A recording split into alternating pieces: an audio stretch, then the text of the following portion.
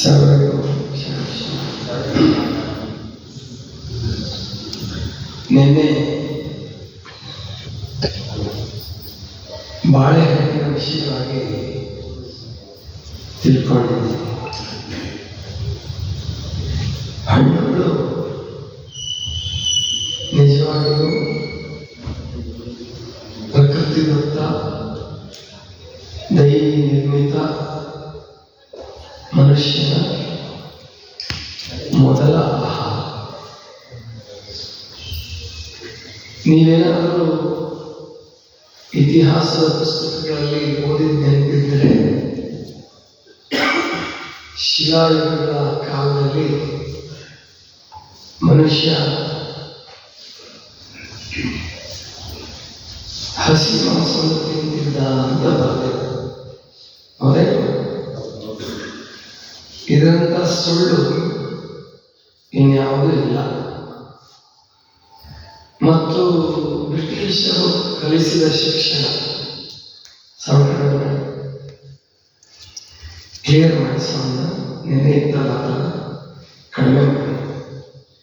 ಬ್ರಿಟಿಷರು ಕಲಿಸಿದ ಶಿಕ್ಷಣ ಏನು ಸ್ವಲ್ಪ ಈ ಅದನ್ನೇ ಸತ್ಯ ಅಂತ ನಾವು ತಿಳ್ಕೊಂಡ್ಬಿಟ್ಟಿರ್ತೀವಿ.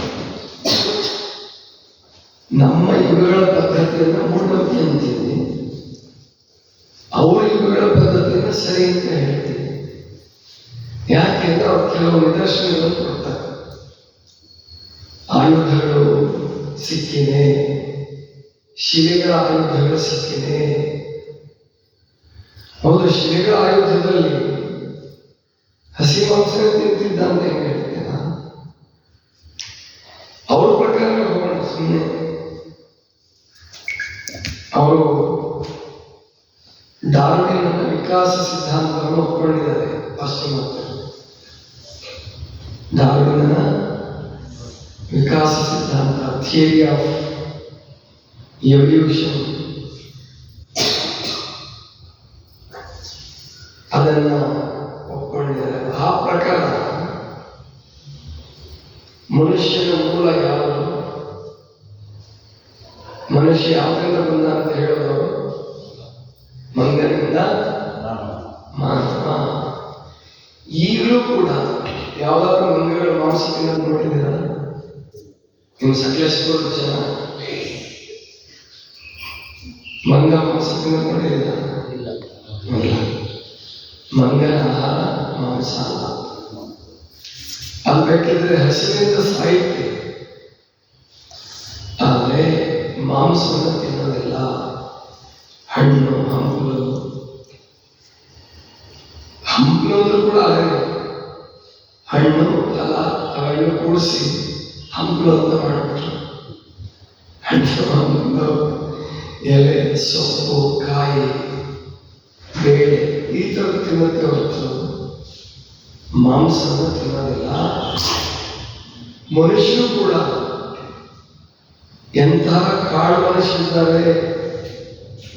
ಚೀನಾದಂತಹ ಎಲ್ಲವನ್ನೂ ತಿನ್ನುವ ಕಪ್ಪೆ ಜಿರಳೆ ಇಲಿ ಬೆಕ್ಕು ಎಲ್ಲವನ್ನೂ ತಿನ್ನುವ ಚೀನಾದವರು ಕೂಡ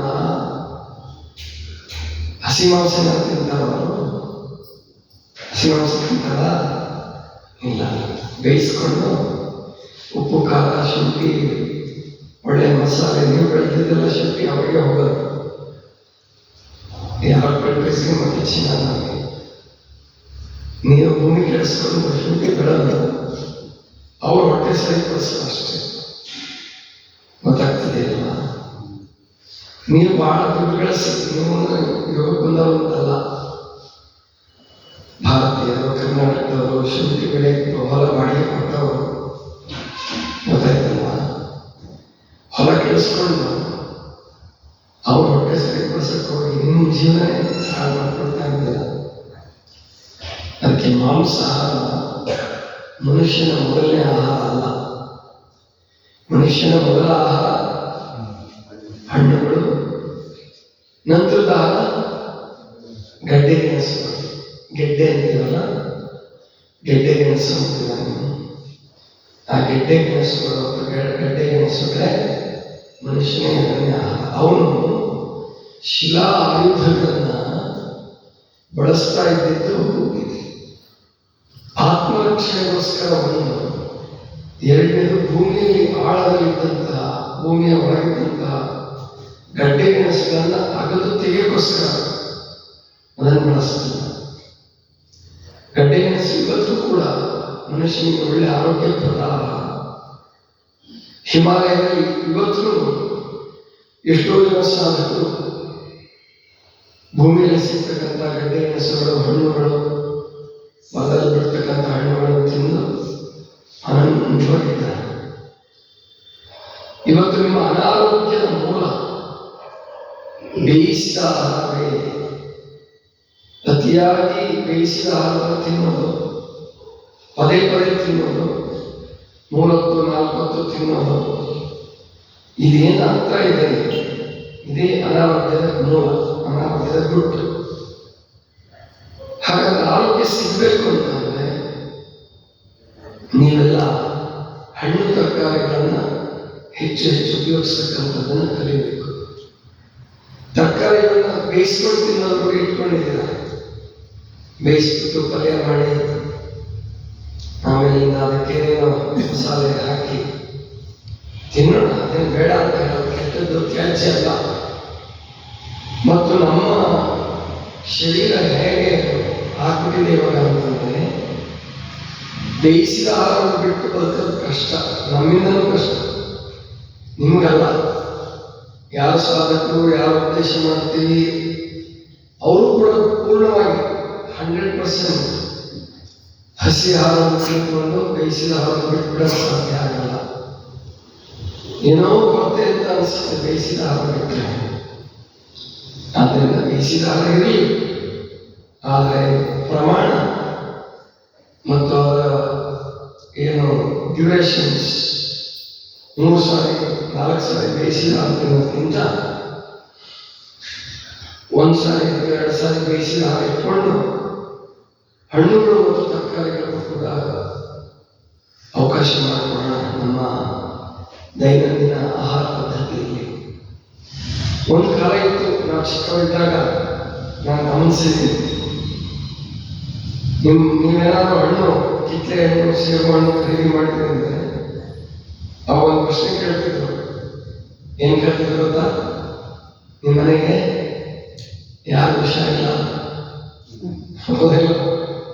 ಕಿತ್ತಳೆ ಹಣ್ಣು, ಸೇಬು ಹಣ್ಣು ಖರೀದಿ ಮಾಡಿದ್ರೆ ನಿಮ್ಮ ಮನೆಗೆ ಯಾರು ವಿಷ ಇಲ್ಲ ಅಂತ ಕೇಳುವ ಕಾಲ ಕೂಡ ಒಂದಿತ್ತು. ಅಂದ್ರೆ ಹಣ್ಣನ್ನ ಕಾಯಿಯಾದ ಮಾತ್ರ ತಿನ್ನೋದು ಅಂತ ತಿಳ್ಕೊಂಡ್ಬಿಟ್ಟಿದ್ರು. ಇನ್ನು ಬಾಳೆಹಣ್ಣನ್ನ ಕಾರ್ಯಕ್ರಮದಲ್ಲಿ ಊಟ ಆದ್ಮೇಲೆ, ಹಬ್ಬದಲ್ಲಿ ಊಟ ಆದ್ಮೇಲೆ ಬಾಳೆಹಣ್ಣು ತಿನ್ನೋದು ಅಂತ ಅನ್ಕೊಂಡ್ಬಿಟ್ಟಿದ್ರು. ಈಗ ಬದಲಾವಣೆ ಆಗಿದೆ. ಹಣ್ಣುಗಳು, ತರಕಾರಿಗಳನ್ನ ಜನ ಹೆಚ್ಚು ಹೆಚ್ಚು ಉಪಯೋಗಿಸ್ತಾ ಇದ್ದಾರೆ. ಅದರ ಬಗ್ಗೆ ಎಲ್ಲರೂ ಮಾತಾಡ್ತಾ ಇದ್ದಾರೆ. ನಾನೇ ಮೊಮ್ಮಕ್ಕಳು ಪ್ರವಚನ ಶುರು ಮಾಡಿದಾಗ ಉಪವಾಸ ಮಾಡಿಸ್ತೀನಿ, ಹಣ್ಣು ತರಕಾರಿ ಇಳಿಸ್ತೀನಿ ಅಂದರೆ ನಿಮ್ಮ ದೊಡ್ಡ ದೊಡ್ಡ ಗುರುಗಳು ಕೂಡ ಆಶ್ಚರ್ಯಪಡೋರು. ಮತ್ತೆ ಏನಪ್ಪ ಆ ಸ್ವಾಮಿ ತಲೆ ಕೆಟ್ಟಿದೆ ಅಂದ್ರೆ ತತ್ವ ಹೇಳೋದು ಬಿಟ್ಟು ತತ್ವ ಹೇಳೋದು ಬಿಟ್ಟು ಅದೇನೋ ನಿಂಬೆಹಣ್ಣಿನ ರಸ ತುಪ್ಪ ಕುಡೀರಿ ಅಂತ ಹೇಳ್ತಾರೆ. ಯಾಕೆ ಡಾಕ್ಟರ್ ಇಲ್ವಾ ಕಾಯಿಲೆ ವಿಷಯ ಮಾಡೋಕ್ಕೆ ಅಂತ ಕೇಳುವ ಕಾಲ ಇತ್ತು 20 ವರ್ಷದಿಂದ. ಇವಾಗ ಆ ಕಾಲ ಇಲ್ಲ. ಇವಾಗ ಅರ್ಥ ಮಾಡ್ಕೊಳ್ತಿದ್ದಾರೆ ಜನ, ಗುರುಗಳು ಎಲ್ಲರೂ ಅರ್ಥ ಮಾಡ್ಕೊಳ್ತಿದ್ದಾರೆ. ಯಾಕೆಂದ್ರೆ ಅವರಿಗೆ ಕಾಯಿಲೆ ಶುರುವಾಯಿತು. ಯಾರು ನಾವು ಆರೋಗ್ಯವಂತರು ಅಂತ ಭಾವಿಸ್ಕೊಂಡಿದ್ರು ಅಂಥವ್ರು ಕೂಡ ದೊಡ್ಡ ದೊಡ್ಡ ಕಾಯಿಲೆಗಳು ಶುರುವಾದವು. ಹಾಗಾದ್ರೆ ನಾವೆಲ್ಲ ತಪ್ತಾ ಇದ್ದೀವಿ. ಹಾಸ್ಪಿಟಲ್ಗಳು ನಮಗೆ ಕಾಯಿಲೆ ಆರೋಗ್ಯವನ್ನು ಕೊಡಲಾರವು ಅನ್ನುವಂತಹ ಸಂಗತಿ ಇವತ್ತು ಗುರುಗಳಿಗೂ ಗೊತ್ತಾಗಿದೆ, ಡಾಕ್ಟರ್ಗಳಿಗೂ ಗೊತ್ತಾಗಿದೆ, ರಾಜಕಾರಣಿಗಳಿಗೂ ಗೊತ್ತಾಗಿದೆ. ಆದರೆ ಒಂದು ತಪ್ಪನ್ನು ನಾವು ತಿದ್ದುಕೊಳ್ಳೋದು ಅಷ್ಟು ಸರಳ ಅಲ್ಲ, ಅಷ್ಟು ಸುಲಭ ಅಲ್ಲ. ಈಗ ನೀವು ಮಂಗಳೂರು ಹೋಗ್ಬೇಕಾಗಿದೆ ಅಂತ ತಿಳ್ಕೊಳ್ಳಿ. ಸಕಲೇಶ್ಪುರದಿಂದ ಮಂಗಳೂರು ಎಷ್ಟು ಕಿಲೋಮೀಟರ್ ಆಗುತ್ತೆ? 125. ನೀವು ಮಂಗಳೂರು ಕಡೆ ಹೋಗೋದು ಬಿಟ್ಬಿಟ್ಟು ಬೇಲೂರು ಕಡೆ ಹೋಗ್ಬಿಟ್ರೆ ತಿಳ್ಕೊಳ್ಳಿ, ಮಂಗಳೂರು ಹೋಗುತ್ತೆ ಜಾಗ ಗೊತ್ತಿಲ್ಲ, ಯಾರು ಕೇಳಲಿಲ್ಲ, ಬೋರ್ಡು ನೋಡಿಲ್ಲ. ಸುಮ್ಮನೆ ನಮ್ಮ ಔಷಧ ಕೆಲವು ಕಾಲ ಏನು ಮಾಡ್ತಿರ್ತಾರೆ, ಏನು ನೋಡೋದು. ಸದ್ಯ ಅವ್ರ ರಸ್ತೆ ನೋಡೋದೇ ಪುಣ್ಯ ಕೆಲಸ ಅಂತ ಅನ್ಕೊಂಡು ಹಂಗೆ ಹೊಡ್ಕೊಂಡು ಹೋಗ್ಬಿಟ್ರು. ಒಂದು 75 ಕಿಲೋಮೀಟರ್ ಮುಂದಕ್ಕೆ ಹೋಗ್ಬಿಟ್ರು. ಮಂಗಳೂರು ದಾರಿ ಬಿಟ್ಬಿಟ್ಟು 75 ಕಿಲೋಮೀಟರ್ ಮುಂದೆ ಹೊರಟೋದು. ಆವಾಗ ಅವನು ಮತ್ತೆ ವಾಪಸ್ ಮಂಗಳೂರಿಗೆ ಹೋಗ್ಬೇಕಾದ್ರೆ 75 ಕಿಲೋಮೀಟರ್ ಹಿಂದೆ ಬರ್ಬೇಕಾಗಿ ಬೇಡ ಬರಲೇಬೇಕಲ್ಲ. ತಪ್ಪು ದಾರಿಗೆ 75 ಕಿಲೋಮೀಟರ್ ಹೋದ್ರೆ ಅಲ್ಲಿ ಮಂಗಳೂರು 25 ಕಿಲೋಮೀಟರ್ ಸಿಕ್ಕಲ್ಲ. ಮತ್ತೆ 75 ಕಿಲೋಮೀಟರ್ ವಾಪಸ್ ಬಂದು ಮತ್ತೆ ಅವನೇನು ತಪ್ಪು ಮಾಡಿದ್ದಾನ ಅಂದ್ರೆ 75 ಕಿಲೋಮೀಟರ್ ಹೋಗ್ಬೇಕು. ಅಲ್ಲಿಗೆ ಒಂದು ತಪ್ಪೇನಾದ್ರೂ ನಾವು ಮಾಡಿದರೆ ಸರಿ ಅಂತ ತಿಳ್ಕೊಂಡು ಒಂದು ತಪ್ಪು ಮಾಡಿದ್ರೆ 3 ತಪ್ಪಾಗುತ್ತೆ. ಅರ್ಥ ಆಯ್ತು? ಹಿಂಗೆ 75 ಕಿಲೋಮೀಟರ್ ಹೋಗಿದ್ದು ತಪ್ಪು, ಮತ್ತು ವಾಪಸ್ ಬಂದಿದ್ದು ಸರಿಪಡಿಸ್ಕೊಳ್ಳೋಕೆ 75 ಕಿಲೋಮೀಟರ್ ಬರಬೇಕು. ಮತ್ತೆ 75 ಕಿಲೋಮೀಟರ್ ಹೋಗಲ್ಲ, ಅಲ್ಲ 75 ಬರುತ್ತೆ ಬಿಡಿ. ಆಮೇಲೆ 75 ಸರಿಯಾಗಿ ಹೋದ್ರೆ ಇನ್ನು 50 ಮನೆ ಬರುತ್ತೆ. ಆದ್ರೆ 150 ಕಿಲೋಮೀಟರ್ ಎಷ್ಟು ಹೋಗ್ಬೇಕು ನಿಮಗೆ. ತಪ್ಪು ಮಾಡಿದ್ರೆ ಒಂದು ತಪ್ಪು ಮಾಡಿದ್ರೆ 2 ತಪ್ಪು ಆಗ್ಬಿಡುತ್ತೆ. ಹಾಗೆ ಇವತ್ತು ಆಹಾರ ವಿಷಯದಲ್ಲಿ ನಾವೇನು ತಪ್ಪು ಮಾಡಿದ್ದೀವಿ, ಬಹಳ ಮುಂದಕ್ಕೆ ಹೋಗ್ಬಿಟ್ಟಿದ್ದೀವಿ. ಇನ್ನೂ ಕೆಲವರು ತಪ್ಪು ಅಂತಾನೆ ಅನಿಸಿಲ್ಲ. ಎಲ್ಲ ನಮ್ಮಂತ ಕೆಲವರು ತಲೆ ಕೆಟ್ಟವ್ರಿಗೆ ಅಷ್ಟೇ ತಪ್ಪು ಅನಿಸಿದೆ, ಬಾಕಿಯವರಿಗೆ ತಪ್ಪು ಅಂತಾನೆ ಅನಿಸಿಲ್ಲ ಇನ್ನು.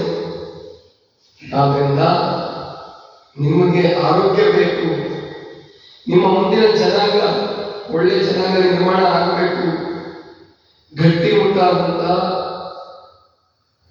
ಶಾಂತ ಸುಸ್ಥಿರ ಮನಸ್ಸು, ಸ್ಥಿರ ಮನಸ್ಸು, ಶಾಂತ ಮನಸ್ಸು, ದೃಢವಾದ ಮನಸ್ಸು ನಿರ್ಮಾಣ ಆಗಬೇಕು ಅಂದರೆ ನೀವು ತರಕಾರಿಗಳು ಮತ್ತು ಹಣ್ಣುಗಳನ್ನ, ಮೊಳಕೆ ಕಾಳುಗಳನ್ನ ಅನಿವಾರ್ಯವಾಗಿ ಮತ್ತು ಅಗತ್ಯವಾಗಿ, ಅತ್ಯಂತ ಅಗತ್ಯವಾಗಿ ಬಳಸಲೇಬೇಕು. ಆ ಮೂಲಕ ನಿಮ್ಮ ಆರೋಗ್ಯವನ್ನು ಚೆನ್ನಾಗಿ ಮಾಡಬಹುದು. ಇದೇನು ಸುಮ್ಮನೆ ಹೇಳ್ತಾ ಇರ್ತಕ್ಕಂಥ ಸಂಗತಿ ಅಲ್ಲ, ವೈಜ್ಞಾನಿಕವಾಗಿ ಪ್ರೂವ್ ಆಗಿರ್ತಕ್ಕಂಥದ್ದು, ಸಾಬೀತಾಗಿರ್ತಕ್ಕಂಥದ್ದು. ಅಮೆರಿಕಾದಲ್ಲಿ ಮೇಯೋ ಕ್ಲಿನಿಕ್ ಅನ್ನುವಂತಹ ಒಂದು ಕ್ಲಿನಿಕ್ ಇದೆ. ಈ ಇದೆಯಾರು ಗೊತ್ತಿಲ್ಲ, ಹೇಳಿದೆಯಾ? ಮೇಯೋ ಕ್ಲಿನಿಕ್ನಲ್ಲಿ ಒಂದು ಪ್ರಯೋಗ ಮಾಡೋದು.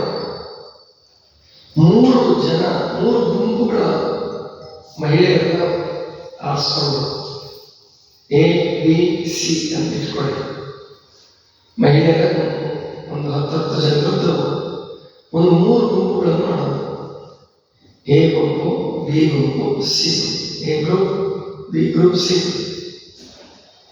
ಎ ಗ್ರೂಪ್ನವರಿಗೆ ಬರೇ ಬೇಯಿಸಿದ ಆಹಾರ ಕೊಟ್ಟರು. ಅವರಿಗೇನು ಕಾಯಿಲೆ ಅದ್ರ ತಕ್ಕ ಹಾಗೆ ಔಷಧಿ ಕೊಟ್ಟರು. ಬೇಯಿಸಿದ ಆಹಾರ ಪ್ಲಸ್ ಔಷಧಿ. ಮೈಕ್ ಸೆಟ್ ಮಾಡಕ್ಕೆ ಬರ್ತಾ ಇಲ್ಲ ನಿಮಗೆ, ಹಂಗೆ ಕುಯ್ಯಿ ಅನ್ಬಾರ್ದು, ಸರಿ ಇಲ್ಲ ಮೈಕ್ ಸೆಟ್. ನೀನು ರೆಕಾರ್ಡಿಂಗ್ ಮಾಡೋ ನಾವು ಇದು ಕೊಡೋಣ, ಮೈಕ್ ಬ್ಲೂಟೂತ್ ಅಡ್ಜಸ್ಟ್ ಮಾಡು. ಈ ಮೈಕಿಂದ ತಗೋಣ, ಮೈಕ್ ಸರಿ ಇಲ್ಲ, ನಮ್ಗೆ ಕೇಳಿಸ್ತಾ ಇದೆ. ಹೇಳೋರು ಹಿತ ಆಗ್ಬೇಕಲ್ಲ, ಆಮೇಲೆ ಕೇಳಿಸೋದು ಚೆನ್ನಾಗಿ ಕೇಳಬೇಕು, ಹಿತವಾಗಿ ಕೇಳಿಸ್ಬೇಕು, ಗೊತ್ತಾಗ್ತದ? ಅದಕ್ಕೋಸ್ಕರ ಏನು ಕಮ್ಮಿ ಮಾಡಿದ್ರೆ ಅದು ಪರಿಹಾರ ಅಲ್ಲ. ಬೇಸ್ ಕಡಿಮೆ ಮಾಡಿದ್ರೆ ನನ್ನ ಸೌಂಡ್ ಜಾಸ್ತಿ, ಸೌಂಡ್ ಜಾಸ್ತಿ ಇರಲಿ, ಬೇಸ್ ಕಡಿಮೆ ಚೆನ್ನಾಗಿರುತ್ತೆ.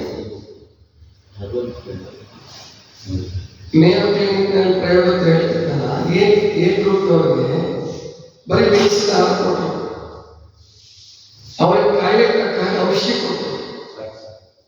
6 ತಿಂಗಳಿಂದ 1 ವರ್ಷದವರೆಗೆ ಪ್ರಯೋಗ ಮಾಡಿದ್ರು. ನಮಗೆ ಅವಸರ ಮಾಡಲ್ಲ, ಮತ್ತು ದಿವಸ ರೆಕಾರ್ಡ್ ಮಾಡ್ತಾರೆ.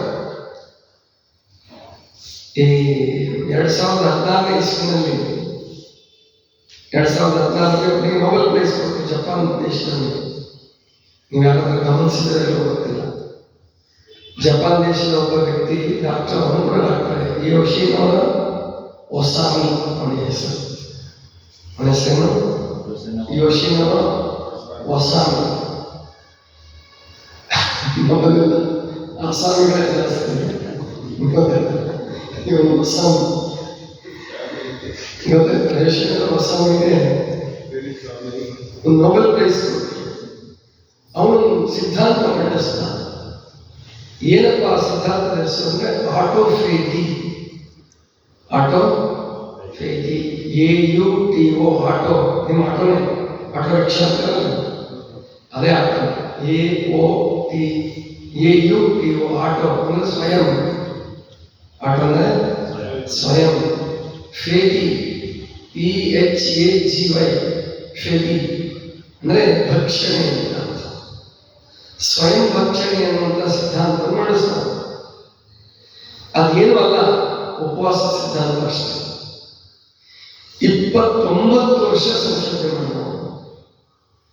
ಆದರೆ ಅದು 29 ವರ್ಷ ಸಂಶೋಧನೆ ಮಾಡಿದ, ಅದನ್ನ ಸಿದ್ಧಾಂತ ಮಂಡಿಸ್ದ, ಅದ್ರ ಬಗ್ಗೆ ವಿವರವಾದಂತಹ ಥೀಸಿಸ್ ಬರ್ದ, ಪ್ರಬಂಧವನ್ನು ಮಂಡಿಸ್ದ, ಅವನು ನೊಬೆಲ್ ಪ್ರೈಸ್ ತಗೊಂಡ. ಆದರೆ ಅವನ ಜೀವನದಲ್ಲಿ ಒಬ್ಬರಿಗೂ ಉಪವಾಸ ಮಾಡಿಸಿಲ್ಲ, ಅವನೊಂದೊತ್ತು ಉಪವಾಸ ಮಾಡೋದು ಕಾಣಿಸಿಲ್ಲ. ನಾನು ಸುಮಾರು 1,00,000 ಮೇಲೆ ಜನರಿಗೆ ಉಪವಾಸ ಮಾಡಿಸಿರ್ಬೋದು ಅಂತ ಇಟ್ಕೊಂಡು, ನಾನು ಸ್ವತಃ ಉಪವಾಸ ಮಾಡ್ತಾ ಇದ್ದೀನಿ 20 ವರ್ಷದಿಂದ. ಅದಕ್ಕೆ ನನಗೆ ನೊಬೆಲ್ ಪ್ರೈಸ್ ಬೇಡ, ಒಂದು ಸಣ್ಣ ಪ್ರೈಸ್ ಯಾರು ಕೊಟ್ಟಿಲ್ಲ. ಯಾಕೆ ಅಂದರೆ ನಾನು ಯಾವುದನ್ನು ಬರ್ದಿಟ್ಟಿಲ್ಲ, ರೆಕಾರ್ಡ್ ಮಾಡ್ತಾ ಇಲ್ಲ, ಅಥವಾ ಸಂಶೋಧನೆ ಮಾಡಿ ಇವ್ರ ಮೇಲೆ ಇದೇ ಪರಿಣಾಮ ಆಯಿತು ಅಂತಕ್ಕಂಥದ್ದನ್ನ ಸರಿಯಾಗಿ ನಾವು ನಡೆಸೋದಿಲ್ಲ. ಇದು ನಾವು ಮಾಡ್ತಾ ಇರ್ತಕ್ಕಂಥ ತಪ್ಪು ಭಾರತೀಯ. ಆಮೇಲೆ ಏನ್ ಬರ್ದಿಟ್ಟು ಏನಾಗ್ಬೇಕು, ನಮ್ಮ ಋಷಿಮೇಲೆ ಕಲಿಸ್ಕೊಟ್ಬಿಟ್ಟಿದ್ದಾರೆ ನಮಗೆ. ನಮ್ಮಲ್ಲಿ ಋಷಿಮೇಲೆ ಕಟ್ಕೊಂಡು ಇವತ್ತಿನ ನಮ್ಗೆ ಕಲಿಸ್ಕೊಟ್ಟದ್ದು ಏನಂದ್ರೆ, ಏನ್ ಬರ್ದಿಟ್ಟು ಏನ್ ಮಾಡಿದೆ, ಪ್ರಚಾರ ಮಾಡ್ಕೊಂಡು ಏನ್ ಮಾಡಿದೆ, ಏನಪ್ಪ ನನಗೆ ಗೊತ್ತಾಯ್ತು, ನನಗೆ ಗೊತ್ತಾದ್ರು 4 ಜನರಿಗೆ ಹೇಳೋದು, ನಾನು ಆನಂದ ಪಡೋದು, ನಿಮ್ಗೆ ಆನಂದ ಪಡಿಸೋದು, ಸತ್ತು ಹೋಗೋದು, ಇಷ್ಟು ಲೆಕ್ಕಕ್ಕೆ ಬಂದ್ಬಿಡ್ತೀವಿ ನಾವು. ಅದಕ್ಕೆ ಅಧ್ಯಾತ್ಮ ಜ್ಞಾನ ಅದೊಂದು ಶಾಸ್ತ್ರೀಯ ಜ್ಞಾನವಾಗಿ, ಅದೊಂದು ಕಲಿಯುವ ವಿಜ್ಞಾನವಾಗಿ ಬೆಳೆಯಲಿಲ್ಲ ಅಂದರೆ ಅದನ್ನು ಅನೇಕ ಕಾರಣಗಳಿವೆ. ಇದು ಒಂದು ಕಾರಣ, ಬರೀ ಒಂದೇ ಕಾರಣ ಅಲ್ಲ, ಬೇರೆ ಬೇರೆ ಕಾರಣಗಳಿವೆ. ವಿಜ್ಞಾನ ಬಹಿರಂಗಕ್ಕೆ ಸಂಬಂಧಪಟ್ಟಿದ್ದು, ಅಧ್ಯಾತ್ಮ ಅಂತರಂಗಕ್ಕೆ ಸಂಬಂಧಪಟ್ಟಿದ್ದು. ಆದ್ದರಿಂದ ಅಂತರಂಗದ ವಿಷಯವನ್ನ ವಿಜ್ಞಾನ ತರ ಪ್ರೂವ್ ಮಾಡಲಿಕ್ಕೆ ಒಂದೇ ಸರಿ ಪ್ರೂವ್ ಮಾಡಲಿಕ್ಕೆ ಆಗಲ್ಲ, ಮತ್ತು ಟೈಮ್ ಜಾಸ್ತಿ ಬೇಕಾಗುತ್ತೆ. ಅಂದ್ರೆ ಯಾಕೆ ಯೋಶಿನೋರ ಒಸಾಮಿ ಯಾಕೆ ಹೇಳಿದೆ ಅಂದ್ರೆ, ಅವನು ಉಪವಾಸ ಮಾಡಿಸಲಾರದೆ ಉಪವಾಸ ಸಿದ್ಧಾಂತವನ್ನು ಮಂಡಿಸ್ತಾನೆ. ಏನ್ ಹೇಳ್ತಾನೆ ಅವನು, ನೀವು ನೀರನ್ನು ಜಾಸ್ತಿ ಕುಡಿದಾಗ, ವ್ಯಾಯಾಮವನ್ನು ಮಾಡಿದಾಗ ಅಥವಾ ಹಸ್ಕೊಂಡಿದ್ದಾಗ ನಿಮ್ಮಲ್ಲಿ ಜೀವಕೋಶಗಳು ಇನ್ನೊಂದು ಜೀವಕೋಶಗಳನ್ನು ತಿಂದು ಹಾಕಿರುತ್ತೆ. ಹೆಚ್ಚಿಗೆ ಇದ್ದಂಥ ಫ್ಯಾಟನ್ನ ನಿಮ್ಮ ದೇಹವೇ ಕರಗಿಸುತ್ತೆ. ಆದ್ದರಿಂದ ಆಟೋಫೇಗಿ, ಸ್ವಯಂ ಭಕ್ಷಣೆ ಅನ್ನುವಂತಹ ಸಿದ್ಧಾಂತವನ್ನು ಮಂಡಿಸ್ತಾರೆ. ಅವನಿಗೆ ನೊಬೆಲ್ ಪ್ರೈಸ್ ಕೊಟ್ಟರು. ಈಗ ನಾವು ಏನ್ ಮಾಡಬೇಕಾಗಿದೆ, ಇದನ್ನ ಉಪವಾಸ ಸಿದ್ಧಾಂತ ಈಗ ನಾನು ನಿಮಗೆ ಮಾಡಿಸ್ತಾ ಇರ್ತಕ್ಕಂಥದ್ದು ಸಾಮಾನ್ಯವಾದದ್ದಲ್ಲ. ಅರ್ಜುನ್ ಡಾಕ್ಟರ್ ಬಂದಿದ್ದಾರಲ್ಲ, ಒಳ್ಳೆದಾಯ್ತು ನೀವು ಬಂದಿದ್ದ. ಮೊನ್ನೆ ಒಂದು ಪ್ರಯೋಗ ಮಾಡಿದೆ ನಾನು. ಇಲ್ಲೂ ಅವರು ನಿಮಗೆ ಸಿಗ್ತಾರೆ, ಮಾತಾಡಬೇಕು ಅಂತಂದ್ರೆ ಬದುಕಿದ್ದಾರೆ. ನನ್ನ ಹತ್ರ ಬಂದಾಗ ಆ ತಾಯಿಗೆ 69 ವರ್ಷ, 69.5 ವರ್ಷ ಇರ್ಬೋದು. 21ನೇ ಇಸ್ವಿ ಜೂನ್ ತಿಂಗಳು ಪ್ರಾರಂಭ ಮಾಡಿದ್ರು. ಶುಗರ್ ಪೇಷಂಟ್ ಅವರು ಲಕ್ಷ್ಮೀ ಕುಲಕರ್ಣಿ ಅಂತ ಹೇಳ್ಬಿಟ್ಟು ಟಿವಿನಲ್ಲೂ ಅವ್ರನ್ನ ತೋರಿಸಿದ್ರು.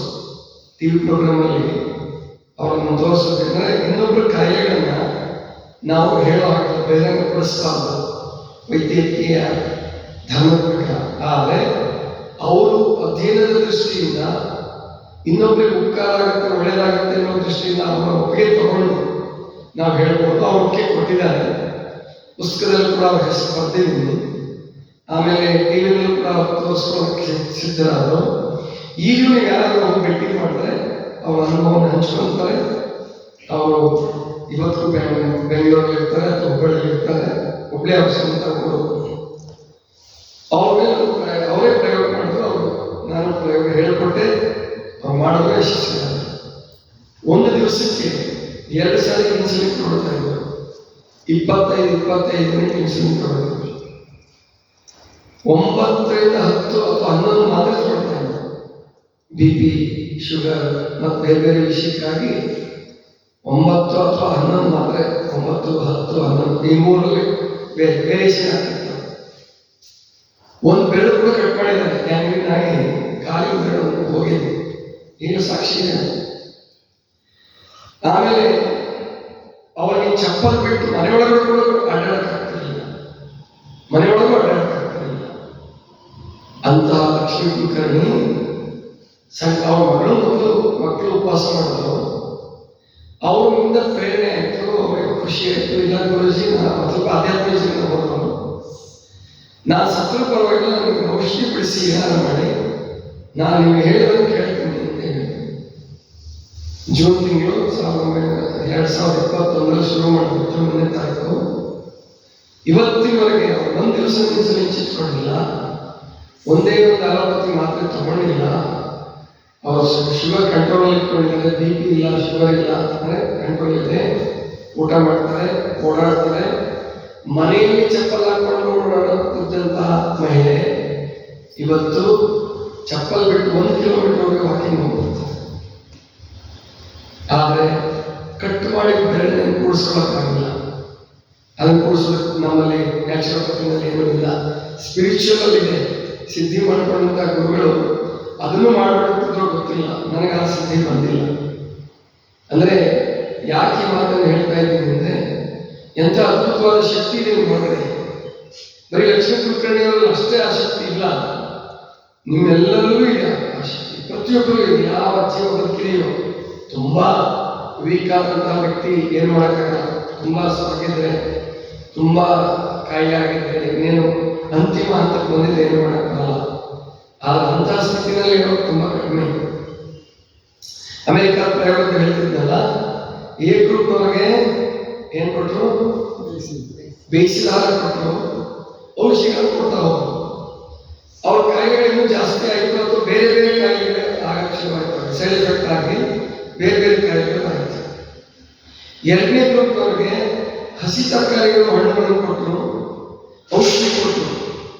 ಅವ್ರ ಕಾಯಿಲೆ ಹುಷಾರಾಗ್ತಿತ್ತು, ನಿಧಾನ ಆಗ್ತಾ ಇತ್ತು.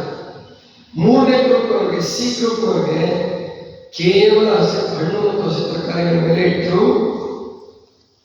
ಪ್ರಯೋಗದಲ್ಲಿ ಕಂಡು ಬಂದಿದ್ದೇನೆಂದರೆ ಅವ್ರ ಕಾಯಿಲೆಗಳು ಹುಷಾರಾದವು. ಜೊತೆಗೆ ಅವ್ರ ಚರ್ಮ ಹೊಳಪಾಯಿತು, ಅವ್ರ ಹೊಸ ಶಕ್ತಿ ಬಂತು, ಆನಂದವಾಗಿ ಬದುಕ್ತಾ ಇದ್ದಾರೆ. ಈ ಪ್ರಯೋಗ ಮಾಡಿದ್ರು ಮೇಯೋ ಕ್ಲಿನಿಕ್. ಇನ್ನೊಂದು ಪ್ರಯೋಗ ಮಾಡಿದ್ರು ಮೇಯೋ ಕ್ಲಿನಿಕ್. ಇಲಿಗಳ ಮೇಲೆ ಪ್ರಯೋಗ ಮಾಡಿದ್ರು. ಮೊದಲು ಮನುಷ್ಯಗಳ ಮಾಡೋಕ್ಕೆ ಮುಂಚೆ ಇಲಿಗಳ ಮೇಲೆ ಪ್ರಯೋಗ ಮಾಡಿದ್ರು. ಅವುಗಳನ್ನ ಪಂಜರದಲ್ಲಿ ಇಟ್ಬಿಟ್ಟು ಬರೇ 2 ಗ್ರೂಪ್ ಮಾಡಿದ್ರು. ಇಲಿಗಳಲ್ಲಿ 2 ಹೆಣ್ಣು ಗಂಡು ಇಲಿಗಳನ್ನೆಲ್ಲ ಕೂರಿಸಿದ್ರು. ಒಂದು ಗ್ರೂಪ್ನ ಇಲಿಗಳಿಗೆ ಅಂದ್ರೆ ಎ ಗ್ರೂಪ್ ಇಲಿಗಳಿಗೆ ಬರೇ ಬೇಯಿಸಿದ ಆಹಾರ ಕೊಟ್ಟರು. ಬರೇ ಬೇಯಿಸಿದ ಆಹಾರ, ಬೆಂದಿದ್ದೆ ಕಾದಿದ್ದು ಹೋಗ್ತಿದ್ದು ಇಳಿತಿದ್ರು ತಿಂತಿದ್ದು. ಬಿ ಗ್ರೂಪಿನ ಇಲಿಗಳಿಗೆ ಬರೇ ಹಸಿ ಆಹಾರ, ಕಾಳುಗಳು, ಹಣ್ಣುಗಳು ಇಂಥದ್ದೇ ಇಳ್ತಿದ್ರು. ಅವುಗಳ ಮೇಲೆ ಪ್ರಯೋಗ ಮಾಡಿದ್ರು. ಆಶ್ಚರ್ಯ ಆಗುತ್ತೆ ನಿಮಗೆಲ್ಲ. ಅವ್ರು ಕಂಡುಕೊಂಡ ರಿಸಲ್ಟ್ ಏನಂದ್ರೆ, ಬೇಯಿಸಿದ ಆಹಾರ ತಿಂದಂತ ಇಲಿಗಳಲ್ಲಿ ಕೂದಲು ಶುರುವಾದ, ಕೂದಲು ಇರ್ತಿದ್ವು. ಜಗಳಗಂಟ ಪ್ರವೃತ್ತಿ ಜಾಸ್ತಿ ಆಯ್ತು. ಜಗಳ ಆಡ್ತಿದ್ವು ಬಹಳ. ಸಂತಾನೋತ್ಪತ್ತಿ ಜಾಸ್ತಿ ಆಯ್ತು. ಅರ್ಥ ಆಯ್ತಾ? ಈಗೆಲ್ಲರೂ ಗೊತ್ತಾಗ್ತದೆ ನಿಮಗೆ. ಸಂತಾನೋತ್ಪತ್ತಿನೂ ಜಾಸ್ತಿ ಆಯ್ತು. ಅದಕ್ಕೆ ವಿರುದ್ಧವಾಗಿ ಹಸಿ ಆಹಾರ ತಿಂದಂತ ಇಲಿಗಳಲ್ಲಿ ಜಗಳಗಂಟ ಪ್ರವೃತ್ತಿ ಕಡಿಮೆ ಆಯಿತು. ಅವುಗಳ ಕೂದಲು ಉದುರಲಿಲ್ಲ, ಆರೋಗ್ಯದಾಯಕವಾಗಿತ್ತು. ಜೊತೆಗೆ ಸಂತಾನೋತ್ಪತ್ತಿ ಕಡಿಮೆ ಆಯಿತು. ಸಂತಾನೋತ್ಪತ್ತಿ ಇತ್ತು, ಆದ್ರೆ ಕಡಿಮೆ ಇತ್ತು. ಅಂದರೆ ಇವತ್ತಿನ ಜನಸಂಖ್ಯೆಗೆ ಏನು ಕಾರಣ ಜಾಸ್ತಿ ಆಗೋದಕ್ಕೆ ಅನ್ನೋದನ್ನ ಅದರಲ್ಲಿ ಒಂದು ಕಾರಣ ಇದು ಇರಬಹುದು. ಕೇವಲ ಒಂದೇ ಕಾರಣ ಅಲ್ಲ, ಬೇಯಿಸಿದ ತಿಂದಿದ್ದೇ ಒಂದು ಕಾರಣ ಅಲ್ಲ ಜನಸಂಖ್ಯೆ ಹೆಚ್ಚಾಗಕ್ಕೆ. ಇವಾಗೆಲ್ಲ ವೈದ್ಯ ಪದ್ಧತಿಗಳು ಜಾಸ್ತಿ ಆಗಿದ್ದಾವೆ. ತಾಯಿ ಮಗುವಿನ ಸಾವು ಕಡಿಮೆ ಆಗಿದೆ, ತುಂಬ ಕಡಿಮೆ ಮಾಡಿದೆ. ಅಲೋಪತಿ ನಾವು ಥ್ಯಾಂಕ್ಸ್ ಹೇಳಬೇಕಂತೂ ತಾಯಿ ಮಗುವಿನ ಸಾವು ತುಂಬ ಕಡಿಮೆ ಮಾಡಿದೆ. ಅವರಿಗೆ ಯಾವ ಚಿಕಿತ್ಸೆ ಕೊಡಲಿ ತುಂಬ ಆಗ್ತಿತ್ತು ಅಂತ ಹಿಂದೆ ಅಂತ ಹೇಳ್ತಾರೆ. ಅದು ಏನೋ ಗೊತ್ತಿಲ್ಲ, ಅದ್ರ ಬಗ್ಗೆ ಅಧ್ಯಯನ ಆಗಬೇಕಾಗಿದೆ, ಅಧ್ಯಯನ ಮಾಡಿ. ಒಟ್ಟು ಹಸಿ ತರಕಾರಿಗಳು ಹಣ್ಣುಗಳಲ್ಲಿ ನ್ಯಾಚುರಲ್ ಮೆಡಿಸನ್ ಇರುತ್ತೆ, ಆಮೇಲೆ ಶಕ್ತಿ ಹೆಚ್ಚುತ್ತಿರುತ್ತೆ, ಹಸಿವಾಗೋದಿಲ್ಲ ಬೇಗ, ಮೊದಲು ಹಸಿವಾದಂಗೆ ಆಗುತ್ತೆ. ಮೊದಲು ಹಣ್ಣು ತರಕಾರಿಗಳನ್ನು ಬೇಯಿಸಿದ ಬಿಟ್ಟು ಹಣ್ಣು ತರಕಾರಿ ಮೇಲೆ ಇರುವಾಗ ನಿಮಗೆ ಸಮಾಧಾನ ಆಗಲ್ಲ, ಹಸಿವಾದಂಗೆ ಆಗುತ್ತೆ. ಆದರೆ ವಾಸ್ತವಿಕವಾಗಿ ಅದು ಹೊಂದ್ಕೊಂಡ್ಬಿಟ್ವಿ ಅಂತಂದರೆ ಅದು ಬೇಗ ಬೇಗ ಹಸಿವಾಗೋದಿಲ್ಲ. ಮತ್ತು ಈಗ ನನ್ನ ಪ್ರಯೋಗದಲ್ಲಿ ಹಸಿ ತರಕಾರಿ, ಹಸಿ ಆಹಾರ ಮತ್ತು ಬೇಯಿಸಿದ ಆಹಾರವನ್ನು ಸಮನ್ವಯ ಮಾಡತಕ್ಕಂಥದ್ದು ನಾನು ಪ್ರಯೋಗ ಮಾಡ್ಕೊಂಡಿದ್ದೀನಿ. ಯಾಕಂದರೆ ನಾನು ಕೂಡ ನಿಮ್ಮ ಹಾಗೆ ರುಚಿಯನ್ನು ಬಿಡೋಕ್ಕಾಗಲ್ಲ, ಬೇಯಿಸಿದ ಆಹಾರ ಸಂಪೂರ್ಣವಾಗಿ ಬಿಡೋಕ್ಕಾಗಲ್ಲ. ಕೆಲವು ಬಿಟ್ಟಿದ್ದೀವಿ ಅಂತ ಹೇಳ್ತಾರೆ, ಸುಳ್ಳು ಹೇಳ್ತಾರೆ. ತಿಂಗಳಾಗಟ್ಟಲೆ ತಿಂದಿಲ್ಲ, ನಾನು ವರ್ಷಗಟ್ಟಲೆ ತಿಂದಿಲ್ಲ, 5 ವರ್ಷಗಟ್ಟಲೆ ತಿಂದಿಲ್ಲ, 10 ವರ್ಷಗಟ್ಟಲೆ ತಿಂದಿಲ್ಲ, ನಾವು ಮಾತು ನಂಬಕ್ಕೆ ಹೋಗಬೇಡಿ. ಅವರು ಸುಳ್ಳುಗಾರರು, ಗುರುಗಳೇ ಇರಲಿ, ಯೋಗಿಗಳೇ ಇರಲಿ, ಯಾರೇ ಇರಲಿ, ಅವರು ಸ್ವಲ್ಪ ಸುಳ್ಳು ಹೇಳ್ತಾರೆ. ಹಿಮಾಲಯದಲ್ಲಿ ರಾತ್ರಿ ಬದುಕಿರ್ಬೋದು, ಆದರೆ ಬಹಿರಂಗ ಪ್ರಚಾರಕ್ಕಾಗಿ ಟಿವಿನಲ್ಲಿ ಹೇಳೋದಿಲ್ಲ, ಅವ್ರು ಸ್ವಲ್ಪ ಸುಳ್ಳು ಹೇಳ್ತಾರೆ ಅಂತಲೇ ನಾವು ತಿಳ್ಕೋಬೇಕಾಗುತ್ತೆ. ಅವ್ರ ಜೀವನ ಹತ್ತಿರದಿಂದ ನೋಡಕ್ಕೆ ಬೇರೆ ಇರ್ತದೆ, ಬೇರೆ. ಆದ್ದರಿಂದ ನಿಮ್ಮ ಪ್ರತಿನಿತ್ಯದ ಆಹಾರ ಪದ್ಧತಿಯಲ್ಲಿ ಹಣ್ಣುಗಳಿಗೆ, ಹಸಿ ತರಕಾರಿಗಳಿಗೆ ಸ್ಥಾನವನ್ನು ಕೊಡಿ. ಆವಾಗ ಕೆಲವರು ಪ್ರಶ್ನೆ ಕೇಳ್ಕೊಂಡು, ಈಗೆಲ್ಲ ಔಷಧಿ ಭಾಳ ಹೊಡಿತಾರಲ್ರಿ, ಹೌದೇ? ತರಕಾರಿಗಳಿಗೆಲ್ಲ ಔಷಧಿ ಹೊಡಿತಾರೆ, ಹಣ್ಣು ಅದು ಎಲೆಕೋಸು, ಕ್ಯಾಬೇಜ್, ಅದಕ್ಕೆ ಔಷಧಿ ಹೊಡೆದು ನೋಡೋದು ತಿನ್ನೋದೇ ಬಾರ್ದು, ತಿನ್ನೋದು ಬಿಟ್ಟಿದ್ದೀರಾ? ಅವಾಗ ಇನ್ನೂ ಕೆಲವು ಬುದ್ಧಿವಂತರು ಏನಂತಾರೆ, ಇಲ್ಲ ರೀ ಬೇಯಿಸಿದಾಗ ಅದರ ಔಷಧಿ ಪ್ರಮಾಣ ಕಡಿಮೆ ಆಗುತ್ತಂತೆ, ಅದಕ್ಕೆ ಬೇಯಿಸ್ಕೊಂಡು ತಿನ್ಬೋದಾ? ನಾವು ತಿನ್ಬೋದು ತಿಂತೀರ, ತಿನ್ನಬಾರ್ದು ತಿಂತೀರ, ಗೊತ್ತಿಲ್ಲ. ಬೇಯಿಸಿದ ಕೂಡಲೇ ಔಷಧಿ ಪ್ರಮಾಣ ಏನು ಕಡಿಮೆ ಆಗಲ್ಲ. ಯಾಕೆಂದರೆ ಎಷ್ಟೋ ಔಷಧಿಗಳನ್ನ ಈ ಪೆಸ್ಟಿಸೈಡ್ಸ್, ವೀಡಿಸೈಡ್ಸ್ ಅಂತ ಕಳೆನಾಶಕಗಳು, ಕ್ರಿಮಿನಾಶಕಗಳನ್ನ ಬೇಯಿಸ್ಬಿಟ್ಟೆ ತಯಾರು ಮಾಡೋದು. ಫ್ಯಾಕ್ಟ್ರಿಗೆ ನೀವು ಹೋದರೆ ಕುದಿಸಿ ಅದನ್ನೇನೇನೋ ಮಾಡಿ ಏನೋ ಮಾಡಿ ಅದು ವಿಷ ಬಳಸ್ತಾರೆ, ವಿಷ ಮಾಡ್ತಾರೆ, ಕೆಮಿಕಲ್ ಎಲ್ಲ ಮಿಕ್ಸ್ ಮಾಡಿ, ಗೊತ್ತಾಯ್ತಲ್ಲ. ಆದ್ದರಿಂದ ಬೇಯಿಸೋದ್ರಿಂದ ವಿಷ ಕಡಿಮೆ ಆಗುತ್ತೆ ಅಂತ ಹಂಗೇನಿಲ್ಲ. ಆಮೇಲೆ ನೀವು ತಿಳ್ಕೊಂಡಷ್ಟು ಔಷಧಿಯನ್ನ ಅದೇ ಒಳಗಡೆ ತಗೊಂಡಿರಲ್ಲ. ನೀವು ಮೇಲ್ಗಡೆ ಹೊಡಿತೀರ ಅಷ್ಟೇ, ಮೇಲ್ಗಡೆ ಹೊಡಿತೀರ, ಅಷ್ಟು ಪ್ರಮಾಣದಲ್ಲಿ ಏನಾದರೂ ಒಳಗಡೆ ತಗೊಂಡಿದ್ರೆ ತರಕಾರಿಗಳು ನಾವ್ಯಾರು ಬದುಕಲಿಲ್ಲ, ಅಥವಾ ಪಕ್ಷಿಗಳು, ಪ್ರಾಣಿಗಳು ಯಾವ ಬದುಕಲಿಲ್ಲ. ಮತ್ತು ಔಷಧಿಯ ದುಷ್ಪರಿಣಾಮವೂ ಕೂಡ ಕೆಲವು ತಾಸುಗಳು ಇರುತ್ತೆ. ಅದಕ್ಕೆ ಕೆಮಿಕಲ್ಸ್, ಬೇರೆ ಬೇರೆ ರಾಸಾಯನಿಕ ಬದಲಾವಣೆಗಳನ್ನು ಹೊಂದಿ ಅದು ನೀರನ್ನು ಸೇರಿಕೊಳ್ಳುತ್ತೆ, ಭೂಮಿಯನ್ನು ಸೇರಿಕೊಳ್ಳುತ್ತೆ. ಅದಕ್ಕೆ ನೀವು ನೀರು ಭೂಮಿ ಕೆಡ್ತಿರೋದು ಅಷ್ಟೇ. ಇಲ್ಲೇ ಹೋದರೆ ವಿಷವನ್ನು ತರಕಾರಿಗಳಾಗಲಿ, ಹಣ್ಣುಗಳಾಗಲಿ, ಅಥವಾ ನೀವು ಔಷಧಾನಿಕೆ ಔಷಧಿ ಹೊಡಿತೀರಲ್ಲ, ಅದು ಜಾಸ್ತಿ ತಗೊಳ್ಳೋದಿಲ್ಲ. ಭತ್ತ ಆ ಕಡೆ ಗಂಗಾವತಿ ಕಡೆ, ಸಿಂಧನೂರು, ಗಂಗಾವತಿ, ರಾಯಚೂರು ಜಿಲ್ಲೆಯಲ್ಲಿ ಆ ತುಂಗಭದ್ರಾ ಬೇಸಿನಲ್ಲಿ ಏನು ಭತ್ತ ಬೆಳೀತಾರೆ, ಸಿಕ್ಕಾಪಟ್ಟೆ ಔಷಧಿ ಹೊಡಿತಾರೆ ಭತ್ತಕ್ಕೆ. ಈ ಕಡೆ ಹೊಡೆಯೋದು, ಈ ಕಡೆ ಭತ್ತಕ್ಕೆ ಔಷಧಿ ಹೊಡೆಯೋದಿಲ್ಲ. ಭಾಳ ಜನ ಹೊಡೆಯೋದು ತುಂಬ ಕಡಿಮೆ. ಆ ಕಡೆ ಬಹಳ ಹೊಡಿತಾರೆ. ಎಷ್ಟು ಮಟ್ಟಿಗೆ ಅಂದರೆ ಔಷಧಿ ಹೊಡಿತಾ ತಲೆ ತಿರುಗಿ ಬಿಡ್ತಾರೆ ಜನ, ಅಥವಾ ಹಾಸ್ಪಿಟ್ಲಿಗೆ ಸೇರಿಸ್ಬೇಕಾಗುತ್ತೆ ಔಷಧಿ ಹೊಡೆಯೋದು. ಅಷ್ಟು ಸ್ಟ್ರಾಂಗ್ ಆದಂಥ, ಅತ್ಯಂತ ವಿಷಕಾರಿಯಾದಂಥ ಔಷಧಿ ಹೊಡಿತಾರೆ. ಆದರೆ ಆ ಭತ್ತ ಸಸಿ ಅಷ್ಟು ಪ್ರಮಾಣದಲ್ಲಿ ಔಷಧಿ ತಗೊಳ್ಳಲ್ಲ. ಅವ್ರ ಹುಳಗಳು, ಕಾಯಿಲೆಗಳು ಜಾಸ್ತಿ ಆಗ್ತದೆ, ಹೊರತು ಕಡಿಮೆ ಆಗ್ತಾ ಇಲ್ಲ. ಔಷಧಿ ಹೊಡೆದಂಗೆ ಪ್ರತಿ ವರ್ಷಕ್ಕೂ ಹೊಸ ಹೊಸ ಹುಳಗಳು ಬರ್ತವೆ. ಅದಕ್ಕೆ ನಾವು ತಿಳ್ಕೋಬೇಕು, ಪ್ರಕೃತಿಗೆ ವಿರುದ್ಧವಾಗಿ ಹೋಗಿ ಮನುಷ್ಯ ಎಂದೂ ಕೂಡ ಜಯಿಸೋದಕ್ಕೆ ಸಾಧ್ಯ ಇಲ್ಲ. ಸೋಲೆ ಕಟ್ಟಿಟ್ಟ ಬುದ್ಧಿ ಅವನಿಗೆ, ತಾತ್ಕಾಲಿಕವಾಗಿ ಗೆದ್ದೆ ಅಂತ ಬೀಗಬಹುದಷ್ಟೇ, ಆದರೆ ಖಂಡಿತವಾಗಿಯೂ ಪ್ರಕೃತಿಯನ್ನು ವಿರೋಧಿಸಿಕೊಂಡು ಅವನು ಬದುಕಲಿಕ್ಕೆ ಸಾಧ್ಯ ಆಗೋದಿಲ್ಲ. ಆದ್ದರಿಂದ ನೀವು ಪ್ರಕೃತಿ ಕಡೆಗೆ ಬನ್ನಿ. ಯಾರಿಗೆ ಆರೋಗ್ಯ ಬೇಕು ಅಂತ ಬಯಸ್ತೀರಾ, ಯಾರಿಗೆ ಆನಂದ ಬೇಕು ಅಂತ ಬಯಸ್ತೀರಾ, ನಿಮ್ಮ ಮುಂದಿನ ಸಂತಾನ, ನಿಮ್ಮ ಮಕ್ಕಳು ಮೊಮ್ಮಕ್ಕಳು ನಿಮಗೆ ಬೈಬಾರ್ದು ಅಂತಿದ್ರೆ, ನಿಮ್ಮನ್ನು ಶಪಿಸಬಾರ್ದು ಅಂತಿದ್ರೆ, ಇವಾಗ ನಾವು ಸ್ವಾತಂತ್ರ್ಯ ಹೋರಾಟಗಾರರನ್ನು ನಾವು ಪೂಜಿಸ್ತೀವಿ, ಗೌರವದಿಂದ ಕಾಣ್ತೀವಿ. ಗಾಂಧೀಜಿಯವರನ್ನ, ಸುಭಾಷ್ ಚಂದ್ರ ಬೋಸ್ರನ್ನ, ಲಾಲ್ ಬಹದ್ದೂರ್ ಶಾಸ್ತ್ರಿಗಳನ್ನ ಮತ್ತು ಭಗತ್ ಸಿಂಗ್, ಚಂದ್ರಶೇಖರ್ ಆಜಾದ್, ಇಂಥವನ್ನೆಲ್ಲ ನಾವು ಪ್ರೀತಿಯಿಂದ ಭಕ್ತಿಯಿಂದ ಸ್ಮರಿಸ್ತೀವಲ್ವ. ಯಾಕೆಂದ್ರೆ ತಮ್ಮ ತನವನ್ನು ಬಿಟ್ಟು ತಮ್ಮ ಜೀವನವನ್ನು ಪಣ ಇಟ್ಟು ಬಲಿ ಕೊಟ್ಟು ನಮಗೆ ಸ್ವಾತಂತ್ರ್ಯ ತಂದು ಕೊಟ್ಟರು ಅಂತ ತಿಳ್ಕೊಂಡು ನಮ್ಮ ಹುಡುಗರು, ಮುಂದಿನ ಜನಾಂಗ ನಮ್ಮನ್ನು ಏನಂತ ನೆನೆಸ್ಬೇಕು? ಕಾಡೆಲ್ಲ ಹಾಳು ಮಾಡಿ 2000 ರಿಸಲ್ಟ್ ಮಾಡಿ ಗೊತ್ತಾಯ್ತಲ್ಲ, ಪರಿಸರ ಕೆಡಿಸಿ ನಮಗೂ ಕ್ಯಾನ್ಸರ್ ಬರೆಸಿ, ನಮ್ಮ ತಾಯಿ ತಂದೆಗಳು ಸತ್ತು ಅವರು ಕ್ಯಾನ್ಸರ್ ಬರೆಸ್ಕೊಂಡು ಕುಡಿದು ಸತ್ತು ಅಂತ ನಮ್ಮ ಮಕ್ಕಳು ನಮ್ಮ ಫೋಟೋ ಪೂಜೆ ಮಾಡ್ಬೇಕಾ? ಹಾಗಾಗಬಾರ್ದು ಅಂತಿದ್ರೆ ಪೂಜೆ ಮಾಡೋದಿಲ್ಲ. ಅವರು ಇರುವಾಗಲೇ ಬೇರೆ ಶುರು ಮಾಡ್ತಾರೆ. ನಿಮಗೆ ಇನ್ನು ಸತ್ತ ಮೇಲೆ ಫೋಟೋ ಯಾಕೆ ಪೂಜೆ ಮಾಡ್ತಾರೆ? ಆ ತಿಥಿ ಮುಗಿಸೋವಾಗ ಫೋಟೋ ಪೂಜೆ ಮಾಡ್ತಾರೆ, ಊಟ ಸಿಗುತ್ತೆ ಅಂತೇಳಿ ಅಷ್ಟೇ. ಆಮೇಲೆ ಆ ಫೋಟೋ ತೆಗೆದು ಎಲ್ಲಿಡಬೇಕು ಅಲ್ಲಿಗೆ ಇಡ್ತಾರೆ. ಆ ಫೋಟೋಗಳಿಗೂ ವೃದ್ಧಾಶ್ರಮಕ್ಕೆ ಅಲ್ಲಿಗೆ ಕಳಿಸ್ತಾರೆ. ಫೋಟೋಗಳಿಗಿಲ್ಲ ವೃದ್ಧಾಶ್ರಮ, ಅಲ್ಲೇ ಅಡ್ಡದ ಮೇಲೆ ಎಲ್ಲರೂ ಇಡ್ತಾರೆ ಅಷ್ಟೇ. ಅಂತ ಕಾಲ ಬರಬಾರ್ದು ಅಂತಿದ್ರೆ ನಾವು ಬೇಗ ಪ್ರಕೃತಿ ಸ್ನೇಹಿಗಳಾಗಿ ಪರಮಾತ್ಮನ ನಿಯಮವನ್ನು ಅರ್ಥ ಮಾಡಿಕೊಂಡು ಬದುಕುವಂತಹ ವ್ಯವಸ್ಥೆಯನ್ನು ಮಾಡ್ಕೋಬೇಕು. ಅಂತಹ ಕಲೆಯನ್ನು ಕಲ್ತ್ಕೋಬೇಕು.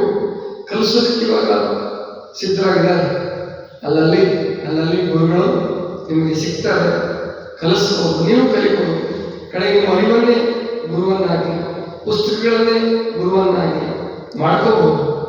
ಆ ನಿಟ್ಟಿನಲ್ಲಿ ನೀವೆಲ್ಲ ಪ್ರಯತ್ನಶೀಲರಾಗಿ ಪುಸ್ತಕಗಳನ್ನು ಕೂಡ ತಂದಿದ್ದೀವಿ. ಪುಸ್ತಕಗಳನ್ನು ಕೊಂಡ್ಕೊಂಡು ಓದ್ಕೊಳ್ಳಿ. ನೀವು ಉಪವಾಸ ಮಾಡಿದ್ರು ಚಿಂತಿಲ್ಲ, ಪುಸ್ತಕಗಳನ್ನ ಕೊಂಡ್ಕೊಂಡು ಓದ್ಕೊಳ್ಳಿ. ಉಪವಾಸ ಏನಿದರ ರಹಸ್ಯ ಅಂತಿದೆ, ಆರೋಗ್ಯ ಅಮೃತ ಅಂತ ಇದೆ, ನಾನೇ ಬರೆದಿರ್ತಕ್ಕಂಥವು ಅನೇಕ ಪುಸ್ತಕಗಳಿವೆ. ಆರೋಗ್ಯ ಜೀವನ ಅಂತ ಹೇಳಿ ಕರ್ನಾಟಕ ಗಾಂಧಿ ಹರ್ಡೇಕರ್ ಮಂಜಪ್ಪನವರ ಪುಸ್ತಕ ಹೇಳಿದ್ನಲ್ಲ, ಇಂತಹ ಪುಸ್ತಕಗಳನ್ನು ತಗೊಂಡು ಓದ್ಕೊಳ್ಳಿ. ಜೊತೆಗೆ ಕೊನೆಯ ಪಕ್ಷ ನೀವು ಓದದೇ ಇದ್ರು ತಗೊಂಡೋಗ ಅದನ್ನು ನಿಮ್ಮ ಮನೇಲಿ ಇಡಿ. ಗೊತ್ತಾಯ್ತಾ? ಇಡ್ತೀರಾ? ಇಡಿ.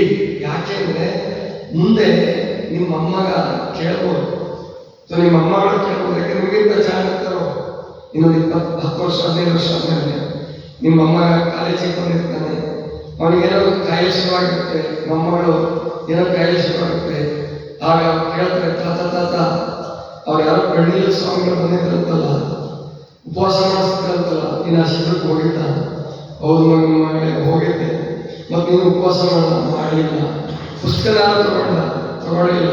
ಸೊ ನಿಮ್ಮ ಮನೆ ಹಾಳಾಗ ನೀನು ಉದ್ಧಾರ ಆಗಿಲ್ಲ, ನಮ್ಮನ್ನು ಹಾಳು ಮಾಡಬೇಕು ಅಂತೀನಿ. ನಿಮ್ಮ ಕಡೆಯಿಂದ ಬಯಸ್ಕೋಬಾರದು ಅಂತಿದ್ರೆ ಬೇಗ ಸುಧಾರಣೆ ಆಗಿದೆ. ಇವೆಲ್ಲ ಆಗ್ತದೆ, ನಿಮಗೆಲ್ಲ ಚೆನ್ನಾಗಿ ಆ ಕಡೆ ಯೋಚನೆ ಬದಲಾದವ್ರಿಗೆ ಗೊತ್ತಾಯ್ತಲ್ಲ. ಅದಕ್ಕೆ ಅವ್ರಿಗೂ ಕರ್ಕೊಂಡು ಬನ್ನಿ, ಅವ್ರಿಗೂ ಪುಸ್ತಕ ಕೊಡಿಸಿ, ಉಪವಾಸ ಮಾಡಿಸಿ ಅಂತ ತಿಳ್ಕೊಂಡು ಹೇಳ್ತಾ ಇವತ್ತು ಇಷ್ಟು ಸಾಕು. ಸಾಯಂಕಾಲ ಮತ್ತೆ ಭೇಟಿಯಾಗೋಣ. ಸರ್ವರಿಗೂ ಶನೇಶ್ವರ.